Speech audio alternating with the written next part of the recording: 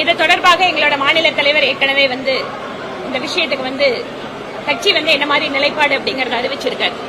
திராவிட முன்னேற்ற கழகத்தோட அரசுல லாக்அப் மரணங்கள் ஒன்றும் புதிதல்ல. ஆனால் மாநிலத்தோட முதலமைச்சருக்கு ஞாபக மறதி ரொம்ப ஜாஸ்தியாயிடுச்சு.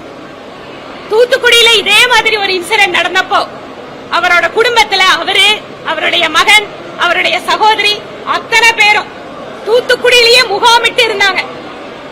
ஆனா இன்னைக்கு சிவகங்கையில நடந்திருக்கு. அதை பூசி மெழுக பார்க்கிறார்கள். அதற்கு வேறொரு அர்த்தம் கொடுக்க நினைக்கிறார்கள். இது முதல் முறை அல்ல.